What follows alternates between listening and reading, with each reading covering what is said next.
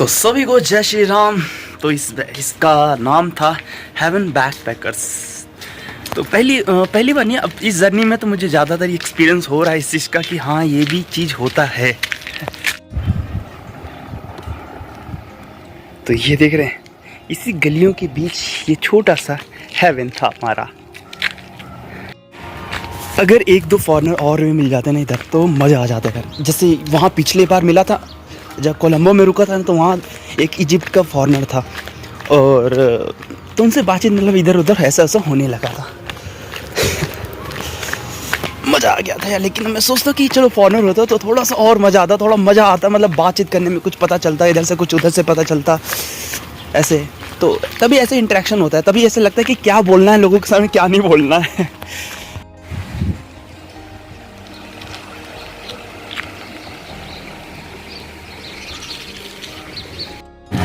धूप भी आज कभी आ रहा है कभी जा रहा है। वैसे बता दो श्रीलंका में जब से मैं आया हूँ मतलब 3 बजे के बाद बारिश होना स्टार्ट हो ही गया है। शाम जैसे हो तो वैसे बारिश स्टार्ट हो जाती है। और यहाँ से मैं लगभग मुझे अभी 2 किलोमीटर मेन रोड के पास जाना है, फिर उधर से लेफ़्ट की तरफ मुड़ना सीधा एरिया की तरफ। बता तो रहे हैं कि लोग 8 किलोमीटर ही है। हमने सही है, फिर तो 8 किलोमीटर जल्दी कंप्लीट करूँगा और फिर झंडा लहराऊँगा श्री राम जी का वहाँ पे और अपने देश का। Okay, Sri Lanka citizen cooperative bank. यहाँ पर सैलॉन बैंक बहुत सारे। ये है अम्बाला होटल। तो यहाँ पर आपको केवल और केवल शाकाहारी खाना मिलेगा। तो बहुत दिन बाद मसाला डोसा खाऊंगा मैं यार, अच्छा वाला वो भी। तो इधर आने के बाद ऐसा लग रहा है ना कि जैसे मैं अंग्रेज़ों के ज़माने में मैं पहुँच गया हूँ। जब अंग्रेज़ रहते थे तो उस तरीके से मतलब इधर का बिल्डिंग का आर्किटेक्चर भी वैसे ही है, रोड लाइट भी वैसे ही है। कभी अगर आप हिमाचल प्रदेश अगर जाएं आपको देखने को भी ऐसा नज़ारा देखने को मिलेगा जो मतलब ब्रिटिश आर्किटेक्चर जो वहाँ पर मतलब जिस तरीके से ब्रिटिश एरा में घर रहता था ना उस तरीके से आपको देखने को मिलेगा।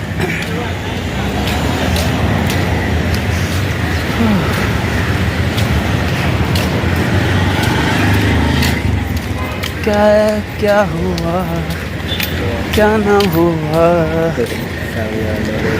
वैसे भी इसका इतिहास कहता है कि नुआरा एलिया जो है वो ब्रिटिश ने खोजा था और यहाँ पर जैसे ब्रिटिश लोगों को ठंडी जगह जो उनको पसंद आता है तो खोजे थे और फिर यहाँ रहने लग गए थे। जैसे तो आपके लिए यहाँ पर घोड़े भी, अगर कोई घोड़े से भी जाना चाहता है सीधा एलिया वगैरह तो जा सकता है चढ़ाई करने के लिए। तो देखिए सामने घोड़े खड़े।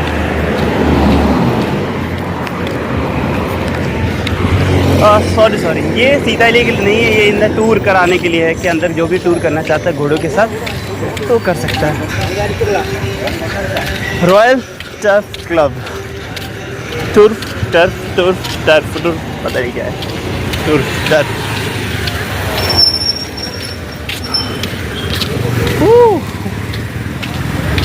वाह ये कितना पुराना पेड़ है। वाह रे वाह, इसका बेस देखिए, इसके जड़ देखिए कितना खतरनाक तरीके से फैला हुआ है यार।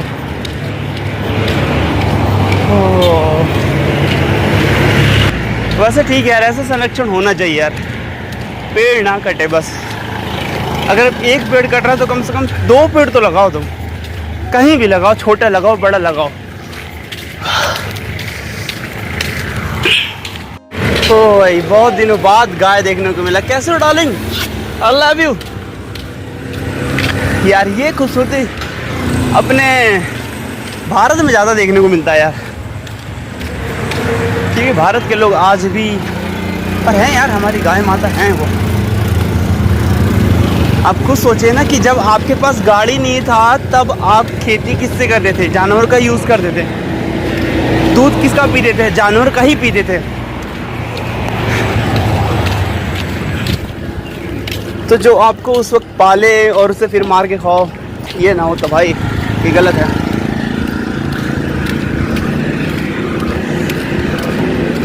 तो अभी जो मैंने घोड़े दिखाए वो इसी में एक राउंड वो लगाते हैं घोड़े के साथ। ओके, तो इस पेड़ को बहुत तगड़े तरीके से काटा गया है। अब पता नहीं ये उगने में कितना टाइम लगेगा इस पेड़ में। वैसे एक दो शिरा ये है कि रोड पर आ जाता होगा, इस वजह से इसको काट दिया गया है। है ना। वैसे हर एक का एक लाइफ स्पैन होता है कि कितना समय वो जीवित रहेगा। उधर बैठने का एक अच्छा तरीका है यार, मतलब सॉरी, बैठने की अच्छा जगह है वहाँ पे। वो तालाब है छोटा सा, और तालाब के इर्द गिर्द, जैसे आपने अगर कभी आप गए होंगे वहाँ पर कन्याकुमारी, तो कन्याकुमारी में भी ऐसे ही बैठा बनाया गया और बहुत अच्छा कर दिया गया यार। लेकिन कन्याकुमारी लेकिन तमिलनाडु को और भी ज़्यादा टूर एंड टूरिज़्म को अट्रैक्ट करने की करना पड़ेगा, सुविधा देना पड़ेगा। कुछ पॉलिटिक्स होते हैं जो केवल हिंदू धर्म का वो यूज़ कर रहे हो, पैसों का यूज़ कर रहे हो, और कुछ नहीं है।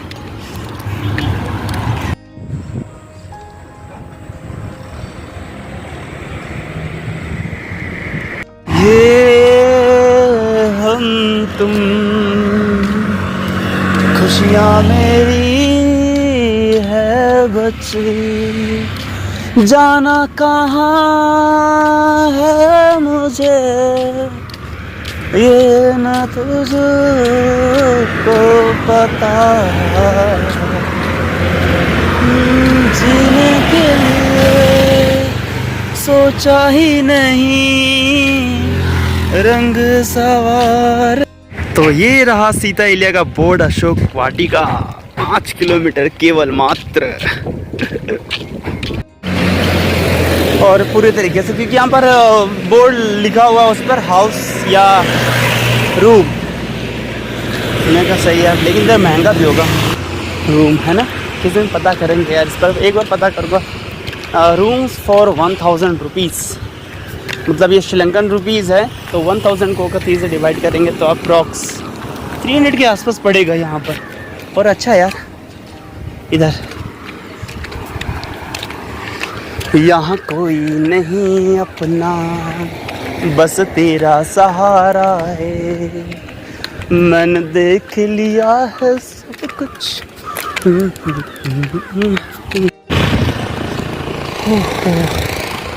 यार ये बहुत डाउन जा रहा है। मैंने सोचा था कि यार ये अप हिल पे है सबसे ज़्यादा श्रीलंका के, लेकिन ये तो और डाउन में जा रहा है। ये मुझे लग रहा है ऐसे लेकर ऐसे ना ले जाए।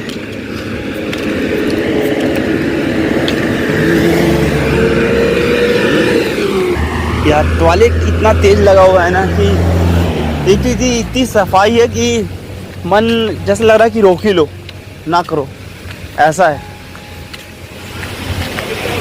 ये देखिए, ये अच्छा तरीका है यार कि इससे लैंडस्लाइड रुकने के चांसेस बढ़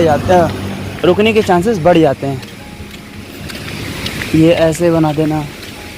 वैसे कहा ना कि उत्तराखंड हिमाचल को कुछ सीखने की, वहाँ की मतलब डेवलपमेंट होना चाहिए, ऐसा नहीं कि नहीं होना चाहिए, लेकिन थोड़ा सा जो है वो नेचर के खिलाफ ना हो, नेचर के पक्ष में हो। यार अभी कल 2 दिन शायद पहले मैंने एक न्यूज़ देखा था कि एक यूपी के लेबर को शूट कर दिया गया टेररिस्ट के द्वारा जम्मू कश्मीर में, और यार उसके 3 बच्चे। बिल्कुल यार, क्या है टेररिस्ट यार, कुछ भी मतलब नहीं समझ रहे हैं यार, ये लोग समझने की कोशिश नहीं कर रहा। बढ़ावा कौन दे रहा है यार इन लोगों को? अंदर का आदमी जब तक नहीं मिला होता ना टेररिस्ट से, जब तक वो अंदर का रास्ता नहीं जानता है। और ये आप पुराने से पुराने इतिहास इसमें साक्षी है, गवाह है ये, चाहे वो पृथ्वीराज चौहान हो, चाहे फिर आपका महाराणा प्रताप हो, चाहे कोई और भी बड़े से बड़ा जितना बड़ा योद्धा जन्म लिया हो, आप देख लीजिए उनके साथ विश्वासघात अंदर के लोग ही करते हैं। और सुन के यार बहुत बुरा लगा यार। हमने कहा चलो यार, इसी तरीके से अभी एक एप्लीकेशन, अभी ब्लिंकिट कि वहाँ उस ऐप से किसी लड़की ने ऑर्डर किया, यूपी की बात कर रहा हूँ मैं, उस ऐप से किसी ने ऑर्डर किया और फिर उसके साथ गलत व्यवहार, रेप वगैरह किया। लेकिन यूपी पुलिस की एक बात माननी पड़ेगी, जो कानून व्यवस्था पहले था ना, उससे बहुत बेहतरीन हुआ है। पहले इतना तगड़ा इलाज नहीं किया करते थे लोग, लेकिन आज क्या है, देखिए घटना तो होती रहेगी, ऐसा नहीं कि यूएस इतना ज़्यादा डेवलप तो यूएस में रेप वगैरह नहीं होता होगा, लेकिन एक्शन लेने वाला बहुत बड़ा होता है कि एक्शन उस पर लिया जा रहा है कि नहीं लिया जा रहा। और यूपी में ये पहले कमी था, लेकिन अब जो है ये कमी, आज भी हो रहे हैं क्राइम, ये नहीं कहना कि यूपी में क्राइम नहीं हो रहा है, आज भी क्राइम हो रहा है, लेकिन आज उस क्राइम को लेकर बिल्कुल कहते हैं ना कि सख्त से सख्त बिल्कुल उसको दंड दिया जा रहा है, सीधे शूट पैरों में, और किसी किसी को तो एनकाउंटर ही कर दिया जा रहा है। ऐसा ही हर जगह, ये क्योंकि कहते हैं ना कि लातों की भूत बातों से नहीं मानते, तो कुछ लोग ऐसे ही होते हैं, लातों की भूत बातों से नहीं मानते।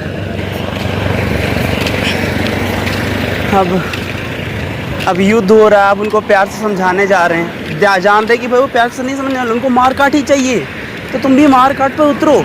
इसीलिए हमारे इतने बड़े बड़े राजा अच्छे अच्छे योद्धा क्यों हारे, क्योंकि वो पालन करते थे, एक उसूल का पालन करते थे। चाहे कोई भी बड़ा, आप राजस्थान का राजा देख लीजिए, कोई भी वो देख लीजिए, वो उसूल एक बनाते थे कि हमें इस नीति से लड़ना, हमें उससे लड़ना है। लेकिन अब देख रहे हैं कि भाई कि मुगल्स को पसंद ही नहीं, नीति में कोई फ़र्क ही नहीं पता उनको, तो मारो तुम भी। और भारत इसीलिए इतने सालों से गुलाम होता हुआ आया है।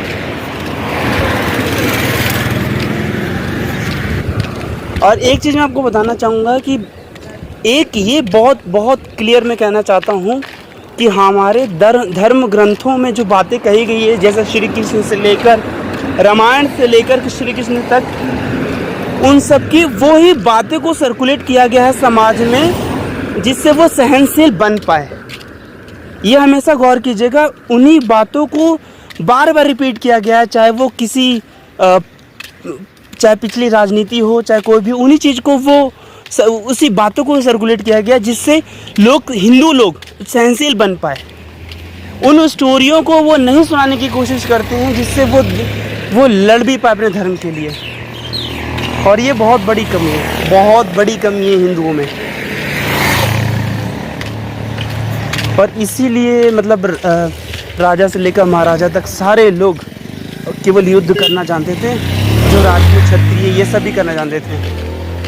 नीचे के लोग करना जानते थे, लेकिन वो नीचे लोगों को उतना ज़्यादा वो सिखाया भी नहीं जाता था, और लोग वो थोड़ा कास्टिज्म भी था, ऐसा नहीं कह सकते नहीं था, जिसकी वजह से अगर ऐसा थोड़ा नहीं कि पॉपुलेशन हमारे यहाँ कम थी, बहुत पॉपुलेशन थी, लेकिन लड़ने वालों की संख्या वो कम थी। जब देख रहे हैं कि मुग़ल से लेकर औरंगजेब से लेकर सारे लोग आपसे युद्ध ही लड़ना चाहते हैं, बच्चा युद्ध लड़ रहा है उनका, और हमारे में क्या है कि हर कास्ट के लोग वहाँ पे युद्ध लड़ रहे हैं। ऐसा नहीं कि नहीं, हर कास्ट के लोग वहाँ युद्ध लड़ रहे हैं, लेकिन हमारे में क्या है था कि हमारे यहाँ कास्टिज्म थोड़ा सा मतलब था, जिस वजह से सारे लोग युद्ध नहीं लड़ सकते, इसीलिए इतना गुलाम हुआ।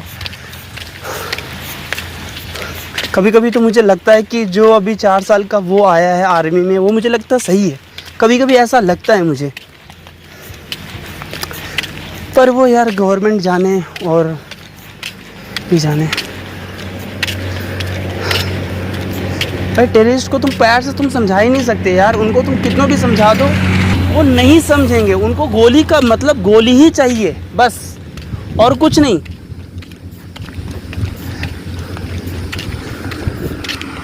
तो ये हम आ गए हैं सीता कोविल में, मतलब सीता जी का मंदिर है यही। लेकिन ये इतना ज़्यादा क्यों वो नहीं लग रहा यार। वाह, लंका किधर है यार? चलो अंदर जाके देखते हैं।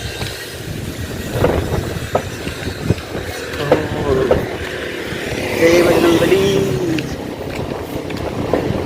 ये तो बंद है यार ताला, लड़ाई अंडर मेंटेनेंस में है अंडर। तो आज इसे लोग सीता इले के नाम से जानते हैं और सीता कोविल भी कहते हैं। कोविल का मतलब होता है, तमिल वर्ड है कोविल और हिंदी में इसका मंदिर और इंग्लिश में इसे टेम्पल कहा जाता है। लेकिन रामायण के वक्त में ये अशोक वाटिका के नाम से जाना जाता था। तो जब हनुमान जी सीता जी की खोज में पूरे लंका के महल को खोजते हुए जब ये अंतिम पड़ाव पर आते हैं, अंतिम छोर पर आते हैं, तो वो एक अशोक के पेड़ पर बैठकर वो निहारते हैं, मतलब देखते हैं कि उनकी जो माता है वो कहाँ पर है। तब उन्हें एक मतलब मलिन वस्त्र में एक सुंदर नारी दिखाई, जो वहाँ के आसपास राक्षसनियों से बहुत ही ज़्यादा मतलब सुंदर वो दिखती हैं। तो हनुमान जी को गेस लगता है कि ये यही हो सकती हैं जो मलिन वस्त्र में आज भी ऐसी पड़े, क्योंकि रावण के महल में कोई भी मलिन वस्त्र में रहता नहीं था। तो इससे वो अंदाज़ा लगाते हैं कि यही सीता हो सकती है। और ये अंदाज़ा तब उनको कंफर्म होता है जब जिस रात वो पहुँचे तो उसके भोर में जब रावण अपने सुंदरियों स्त्रियों के साथ जब सीता जी के पास आते हैं और रावण अपने वैभव को दिखाता है कि मतलब ये बताने की कोशिश करता है, ये जताने की कोशिश करता है कि मेरे पास ये है वो है, मतलब वो चाहता था कि कैसे भी सीता जो है वो मान जाए मेरे साथ रहने के लिए, मेरी दासी बनने के लिए। तब वहाँ पर हनुमान जी का जो कन्फ्यूज़न था वो पूरी तरीके से मिट जाता है जब रावण और सीता जी के बीच संवाद होता है। रावण सारा कोशिश करता है कि कैसे भी सीता जी अब मुझे अपना ले, लेकिन सीता जी भी एक पतिव्रता नारी थी जो श्री राम जी को अपना तन मन धन सारा चीज वो दे चुकी। और वो अशोक के पेड़ पर, हनुमान जी अशोक के पेड़ पर सारी वार्तालाप वो सुन रहे हैं कि सीता और रावण के बीच में क्या ऐसी वार्तालाप हो रही है। ऐसे माना जाता है कि रावण जो है वो सीता जी को छूता नहीं है, मतलब एक रावण को वहाँ पर पॉजिटिव दिखाया जाता है कि रावण की कैद में इतने साल रहते हुए भी सीता जी को उसने छुआ तक नहीं, टच नहीं किया। लेकिन ये बात गलत है। अगर वाल्मीकि रामायण पढ़ते हैं तो वहाँ पर साफ साफ बताया गया है कि उसे ब्रह्मा जी के द्वारा एक श्राप मिला हुआ था कि अगर तुम किसी भी स्त्री को उसके इच्छा के विरुद्ध अगर उसे छूने की कोशिश करो तुम्हारे सिर के 100 टुकड़े हो जाएंगे। तो इस वजह से वो सीता जी को नहीं छुआ जब तक सीता जी उनके कैद में। तो यहाँ पर मेरी यात्रा होती है ख़त्म। श्रीलंका जो मेन लंका का जो महल है हम उसे किसी और दिन देखेंगे, क्योंकि अब मेरे पास ज़्यादा समय श्रीलंका में नहीं बचा हुआ है। तो चलते हैं फिर। जय श्री राम, हर हर महादेव।